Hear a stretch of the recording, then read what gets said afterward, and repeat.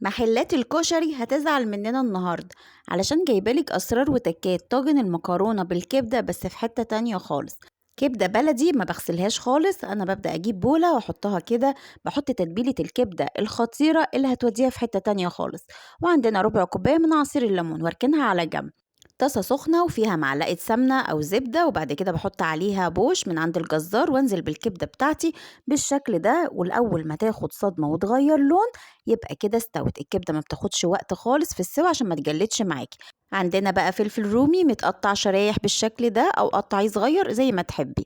وبعد كده هنجيب الطاجن بتاعنا وندهنه مادة دهنية واحط بقى الكبدة بتاعتي في الطاجن. تعالي ما اقولك بقى على اسرار الصلصة بتاعتنا. هتعملي ايه؟ نزلت بالمكرونة نية في الطاجن بالشكل ده، معلقة زيت، معلقة سمنة، بصلاية مفرومة، ثوم مفروم، ملح وفلفل اسمر، واول ما ياخدوا كده لون ذهبي خطير انزل بالطماطم اللي احنا مفصلصلينها في البيت بالشكل ده. اول ما تاخد غلوه حط عليها معلقه من السكر الصغيره وملح وفلفل اسمر و11 بهار. حطي بقى الصلصه على المكرونه وربع كوبايه من الميه السخنه، غطيها بورق زبده، وبعد كده دخليها الفرن لمده نص ساعه. عايزه اقولك احلى طاجن مكرونه بالكبده هيجيب ريحته لاخر الدنيا. جربوها يعجبكم قوي. باي باي.